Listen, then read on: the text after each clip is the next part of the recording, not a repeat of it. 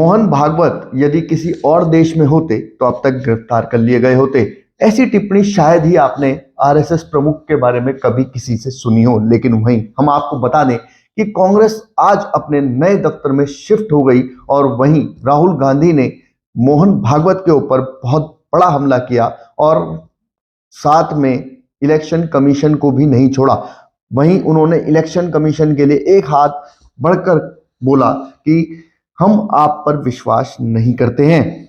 हम आपको बता दें कि मोहन भागवत ने कुछ ही दिनों पहले बयान दिया था कि असली आजादी तब मिली जब रामलला अयोध्या में विराजमान हुए। हम आपको बता दें कि मोहन भागवत ने क्या कहा था।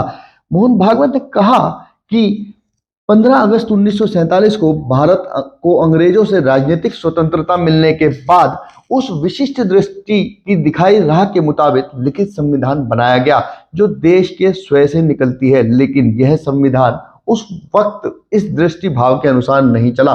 उन्होंने कहा कि भगवान राम, कृष्ण और शिव के प्रस्तुत आदर्श और जीवन मूल्य भारत के स्वयं में शामिल हैं और ऐसी बात कतई नहीं है कि ये केवल उन्हीं लोगों के देवता हैं जो उनकी पूजा करते हैं। भागवत ने कहा कि आक्रांताओं ने देश के मंदिरों के विध्वंस इसलिए किए थे कि वे भारत का स्वयं मर जाए।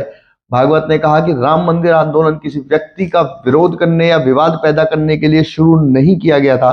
संघ प्रमुख ने कहा कि यह आंदोलन भारत का स्वयं जागृत करने के लिए शुरू किया गया था ताकि देश अपने पैरों पर खड़ा होकर दुनिया को रास्ता दिखा सके।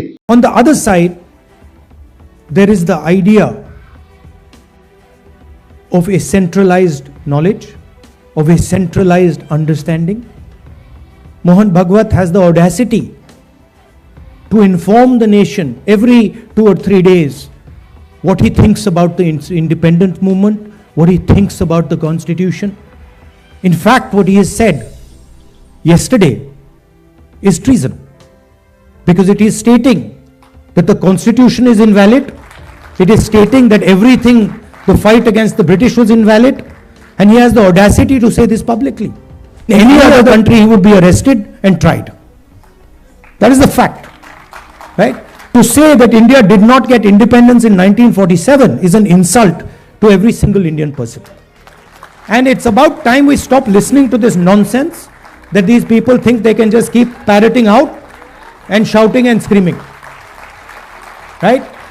That is the crux of it. That do not think that we are fighting a fair fight. There is no fairness in this. If you believe that we are fighting a political organization called the BJP, that we are fighting a political organization called the RSS, you have not understood what is going on. The BJP and the RSS have captured every single institution of our country. We are now fighting the BJP, the RSS, and the Indian state itself. In the last working committee meeting, I said very clearly that there is something wrong that has happened in the Maharashtra election. I said clearly that we are not comfortable with the way the election commission is holding elections. I said very clearly that the large number of new voters that have suddenly appeared, almost 1 crore new voters who have suddenly appeared between Lok Sabha and Vidhan Sabha in Maharashtra, is problematic. And I put a challenge clearly in front of the election commission. And I said clearly to the election commission through that meeting that it is your duty to make the voter list transparent to the opposition. We said clearly we want to see the voters, the names of the voters who voted in the Lok Sabha election in Maharashtra, and we want to see the name of the voters who voted, names and addresses of the voters who voted in the Vidhan Sabha election. If they were to give us that data, the problem would be solved. Because we would know for sure whether there is a problem in Maharashtra or not. But I would like to state to this meeting that the Election Commission has refused to give us that information. Now I want to ask you, why would the Election Commission refuse to give us voter lists of the Maharashtra election? What purpose is served by not giving us and the rest of the opposition the voter list of the Maharashtra Lok Sabha and Vidhan Sabha elections?